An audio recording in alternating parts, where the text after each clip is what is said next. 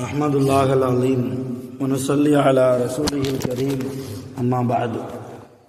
அன்பான பெரியோர்களே, அல்லாஹ்வின் கிருபையால் ஃபஜ்ருடைய தொழுகையை இமாம் ஜமாஅத்தோடு தொழுதுவிட்டு குர்ஆனின் விளக்கங்களை தெரிந்து கொள்வதற்காக நாம் அமர்ந்திருக்கிறோம்.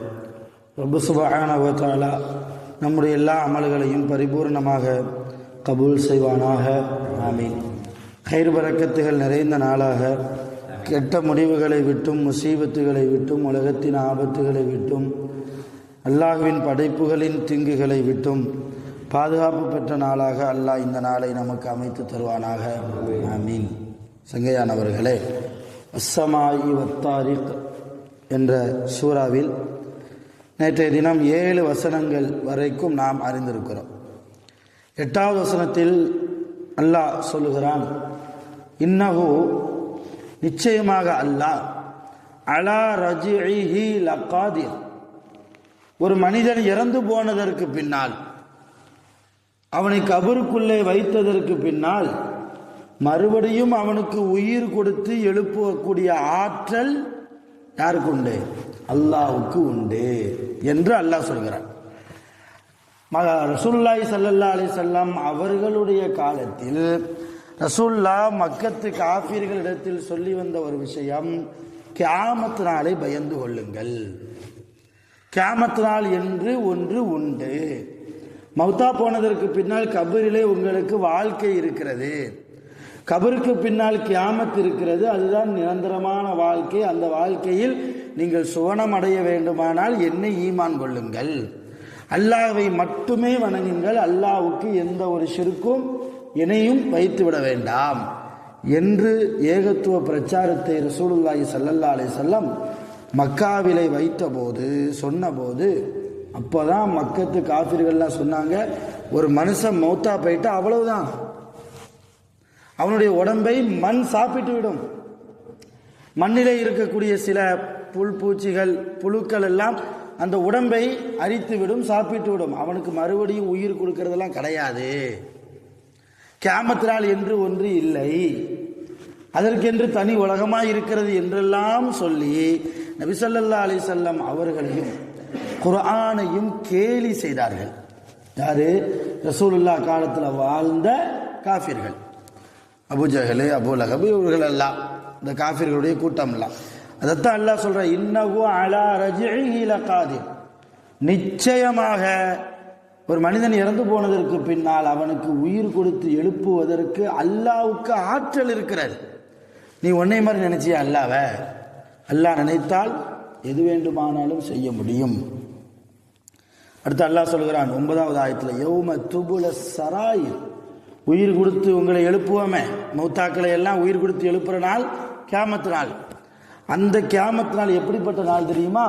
யௌம துபுல சராயிர், ரகசியங்கள் எல்லாம் பகிரங்கமாக்கப்படக்கூடிய நாள். இப்போ எல்லா மனுஷனுக்கும் சில ரகசியம் இருக்கும், எனக்கு சில ரகசியம் இருக்கும், இங்கே இருக்கிற எல்லாருக்கும் ஒவ்வொருக்கும் தனிப்பட்ட முறையில் அவங்க ரகசியம் இருக்கும். இந்த ரகசியத்தை எல்லாம் அல்லாஹ் வெளியே கொண்டு வருவான். இந்த விதத்தில் தொழுகை விஷயத்தில், ஈமான் விஷயத்தில், அடுத்தவரிடத்தில் நாம் எப்படி நடந்து கொண்டோம் அந்த விஷயத்தில், யாரிடத்துலையாவது கடன் வாங்கியிருப்போம், அதை கொடுக்காமலேயே மௌத்தா போயிருப்போம், அவர் கேட்டு வருகிற போது வேறு விதமாக பேசியிருப்போம், வச்சுக்கிட்டே இல்லைன்னா சொல்லியிருப்போம். இதெல்லாம் ரகசியம் தானே. இப்படிப்பட்ட சின்ன ரகசியத்திலிருந்து பெரிய பெரிய ரகசியம் வரைக்கும் எல்லா மனிதர்களுடைய ரகசியமும் வெளிப்படக்கூடிய நாள் தான் கியாமத்துடைய நாள். அங்கே எல்லா மக்களுக்கு முன்னால் நம்ம கேவலப்படக்கூடாது இல்லையா? நம்ம ரகசியத்தை அல்லாஹ் வெளியே கொண்டு வந்துட்டான்னா எல்லா உலகத்தில் படைக்கப்பட்ட எல்லா மனிதர்களும் இருப்பாங்க மஹ்ஷர் மைதானத்தில். இன்னைக்கு சாதாரணமாக என் மனைவிக்கு முன்னால் யாராவது என்னை பேசிட்டாங்கன்னா எனக்கு ஒரு மாதிரி இருக்கும் இல்லையா? எல்லாருக்குமே அப்படித்தான். என் பிள்ளைக்கு முன்னால் யாராவது என்னைய ஒருமையில் பேசினாலோ அல்லது கெட்ட வார்த்தையில் பேசினாலோ ஒரு மரியாதை குறையும். என் சொந்த பந்தங்களுக்கு முன்னால் யாராவது பேசிட்டா ஒரு மரியாதை குறையும், ஒரு மாதிரி தலைகுனிவு ஏற்படுகிறது. இப்போ இந்த தலைகுனிவுலாம் ஒரு பிரயோஜனமே இல்லை. ஆனால் நாளை கியாமத்தில் அல்லாஹ் எல்லா படைப்புகளுக்கும் முன்னால் நம்மை தலை குனிய வைப்பான். எப்போ நாம் நல்ல மூமினாக நடக்காமல் இருந்தால், பரிபூர்ணமான மூமினாக நாம் நடந்து தக்குவாதாரியாக நாம் இருந்தால் அல்லாஹ் நம்மை தலை நிமிரச் செய்வான். நெஞ்சு நிமித்திக்கிட்டு நிற்கலாம். அங்கே போய் நாம் தலை குனியக்கூடாது என்கிற மிகப்பெரிய பாடம் இந்த உஸ்ஸமாய் ஒத்தாரிக் என்ற சூறாவில் 9வது ஆயத்தில் அல்லாஹ் சொல்கிறார். இப்போ அப்படி ரகசியங்களை எல்லாம் பகிரங்கப்படுத்தக்கூடிய அந்த நாளில் உதவி செய்கிறதுக்கு யாராவது வர முடியுமா? நமக்கு யாராவது உதவி செய்கிறதுக்கு வருவாங்களா? அல்லாஹ்வை தவிர வேறு யார் கதி நமக்கு? இல்லையா? அல்லாஹ் தான் உதவி செய்யணும். அதைத்தான் அடுத்த ஆயத்தில் அல்லாஹ் சொல்கிறான், 10வது ஆயத்தில், ஃபமா லஹு மின் குவத்தின், அந்த மனிதனுக்கு எந்த ஆற்றலும் அந்த நாளில் இருக்காது. எந்த சக்தியும் வாதாட முடியுமா அல்லாட்ட? உலகத்தில் மாம மச்சான்ட்ட வாதாடிடலாம், தாய் தோப்பன்ட்ட வாதாடி ஜெயிச்சிடலாம், அண்ணன் தம்பிகள்கிட்ட அக்கா தங்கச்சிகள்கிட்ட வாதாடி ஜெயிச்சிடலாம்.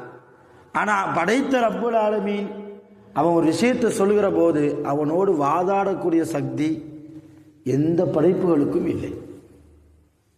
படைப்புகளை படைத்தவனே அவன்தானே. அவனிடத்தில் எப்படி நம்மால் பேசி ஜெயிக்க முடியும்? ஃபமா லஹு மின் குவத்தின், அவனுக்கு எந்த சக்தியும் இருக்காது அந்த நாளில். வலா நாசிர், எந்த உதவி செய்யக்கூடிய மனிதரும் அவனுக்காக வரமாட்டார்கள். உலகத்தில் 10 மாதம் சுமந்து பெற்ற அம்மா தனக்கு இல்லாட்டாலும் கூட தன் பிள்ளைகளுக்கு வயிறு நிரம்பணுமே என்று சொல்லி வாயில் கிடக்கிறத கக்கி கொடுப்பா தாய். அவள் தான் தாய், இல்லையா? அப்படிப்பட்ட தாய் கூட உதவிக்கு வர மாட்டாள் கியாமத்தில். நாம் பெற்றெடுத்த பிள்ளைகளுக்கு நாம் எப்படி இன்னைக்கு பார்த்து பார்த்து வளர்க்குறோம்? கஷ்டம் தெரியாமல் வளர்க்குறோம். உலகத்தினுடைய கஷ்டம் தெரியாமல், காசினுடைய அருமை தெரியாமலேயே விசாலமாக கொடுத்து கொடுத்து வளர்க்குறோம். அப்படிப்பட்ட நம்முடைய மகன் நாளைக்கு கியாமத்தில் ஏதாவது இக்கட்டான சூழ்நிலை இருந்தால் நாம் உதவி செய்ய போகிறோமா? நம்ம நிலைமையே என்ன ஆகும்னு தெரியாது. அப்படி இருக்கிற போது அப்படிப்பட்ட கியாமத்தினால் எந்த உதவியையும் நாம் எதிர்பார்க்க முடியாத நாள். அல்லாஹ் மட்டுமே உதவி செய்யக்கூடியவன். அவன் மட்டும்தான் கருணை செய்ய வேண்டும். அவன் மட்டும்தான் இரக்கம் புரிய வேண்டும். அந்த இரக்கம், அவனுடைய இரக்கம், அவனுடைய கருணை நாம் அடைந்து விட்டால் நிச்சயம் நாம் சுவனவாசிகள். அல்லாஹ் கபூல் செய்வானாக.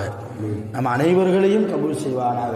நம்முடைய பெற்றோர்கள், நாம் பெற்றெடுத்த பிள்ளைகள், நம்முடைய மனைவிமார்கள், நம்முடைய சொந்த பந்தங்கள், எல்லா மூமின்களையும் சுவனவாசிகளாக அல்லாஹ் முழுமையாக கபூல் செய்வானாக. இப்போ அப்படி சுவனவாசிகளாக போகணும்னா அல்லாஹ்வுடைய ரஹ்மத் வேணும், அல்லாஹ்வுடைய கருணை வேணும். அப்படி அல்லாஹ் எப்போ நம்ம மேலே ரஹ்மத் செய்வான்? கியாமத்தில் எப்போ நம்ம மேலே இறக்கப்படுவான்? ஏதாவது ஒரு நல்ல விஷயமாவது அல்லாஹ்வுக்காக உலகத்தில் செஞ்சிடணும். ஏதாவது ஒரு நல்ல விஷயம் அல்லாஹ்வுக்காக இஹ்லாஸோட அல்லாஹ் அந்த விஷயத்தை எடுத்து பார்ப்பான். சரி, நீ பாவம் செய்திருந்தாலும் இன்றைய நாள், இன்றைய தினம், இத்தனாம் தேதியில இந்த இடத்துல என்னுடைய அடியார்களுக்கு நீ உதவி செய்தாய், இந்த அமல் எனக்கு பிடிச்சிருந்தது, எனவே நீ சொர்க்கத்துக்கு போன்றுவான் அல்லாஹ். ஹதீஸ் அப்படித்தான் வருது, ரசூலுல்லாஹ் அதான் சொல்றாங்க. இப்போ அல்லாஹ்வுக்கு பிடித்தமான நிறைய காரியங்களில் ஈடுபடுங்கள். அடுத்து அல்லாஹ் சொல்கிறான், வஸ்ஸமா இதாத்தி ரஜிஅ், மலையை பொழியக்கூடிய வானத்தின் மீது சத்தியமாக, வல் அர்லி தாத்தி சதுஅ், பூமியை பிளந்து வெளிவரக்கூடிய அந்த பயிர்கள் முளைக்கிறதே, அப்படிப்பட்ட பூமியின் மீது சத்தியமாக, இன்னஹு லகவுலுன் ஃபஸ்லுன், இந்த குர்ஆன் நன்மை எது தீமை எது என்பதை பிரித்து சொல்லக்கூடிய வேதம். அசத்தியமான வேதம் இல்லை, இது சத்திய வேதம். வமா ஹுவ பில் ஹஸல், இது வீணான வார்த்தைகள் அல்ல, இது வீணான கட்டுக்கதைகள் அல்ல, இது குர்ஆன். ஏன்னா காஃபிர்கள் அப்படித்தான் சொன்னாங்க, முகமது நபி ஓதுறது அதெல்லாம் கட்டுக்கதை, அது ஒரு சூனியம், அது ஒரு கவிதை, அது உண்மையிலேயே இறைவனுடைய வேதம் இல்லை அப்படிலாம் சொன்னாங்க இல்லையா? அதுக்கு தான் பதில் சொல்லும் முகமா அல்லாஹ் சொல்றா, வமா ஹுவ பில் ஹஸல், இது வெறுமன கட்டுக்கதை அல்ல. இன்னஹும், நபியே நிச்சயமாக அந்த காஃபிர்கள், யகீதுன கைதா, உங்களை அழிப்பதற்காக, இஸ்லாமிய மார்க்கத்தை வளர விடாமல் ஆக்குவதற்காக சில சூழ்ச்சிகளை செய்து கொண்டிருக்கிறார்கள். அக்கீது கைதா, அவர்கள் செய்யக்கூடிய சூழ்ச்சிகள் பலிக்காமல் இருப்பதற்கு நானும் சூழ்ச்சி செய்கிறேன் என்கிறான் அல்லாஹ். சூழ்ச்சிக்காரனுக்கெல்லாம் மிகப்பெரிய சூழ்ச்சிக்காரன் யாரு? அல்லாஹ் தான். இப்ப அவர்களும் சூழ்ச்சி செய்கிறார்கள். அவர்கள் செய்கிற சூழ்ச்சி பலிக்க விடாமல் ஆக்குவதற்காக நானும் சூழ்ச்சி செய்கிறேன். எனவே ஃபமஹிலில் காஃபிரீன அம்ஹில்ஹும் ருவைதா. கொஞ்சம் வெயிட் பண்ணுங்க நபியே, கொஞ்சம் கால அவகாசம் அந்த காஃபிர்களுக்கு நீங்கள் கொடுங்க. உடனே அவங்க ஈமானுக்குள்ளே வந்துடணும் நீங்கள் எதிர்பார்க்காதீங்க. அவங்க இந்த மாதிரி மோசமான கொள்கையில் பிடிவாதமாக இருக்கிறாங்க. எனவே என்ன செய்யுங்க, கொஞ்சம் வெயிட் பண்ணி அவங்கள பிடிங்க என்று அல்லாஹ் இந்த சூறாவை முடிக்கிறான். ஆக அருமையான பெருமக்களே, குர்ஆனில் நிறைய படிப்பினைகள் இருக்கிறது. அந்த படிப்பினைகளின் பிரகாரம் எந்த படிப்பினைகளை எல்லாம் நாம் கேட்டு அறிந்து கொள்கிறோமோ அது வெறுமன செவி வழியாக கேட்டு அப்படி இந்த காதில் கேட்டு இந்த காதில் விடுறதுக்கு இல்லை. நம்முடைய வாழ்க்கையில் கொஞ்சமாவது நாம் அமலுக்கு கொண்டு வர வேண்டும். வல்ல ரஹ்மான் அதற்கு எல்லா விதத்திலும் தௌஃபீக் செய்வானாக. ஆகிரு தஅவானா அனில் ஹம்துலில்லாஹி ரப்பில் ஆலமீன்.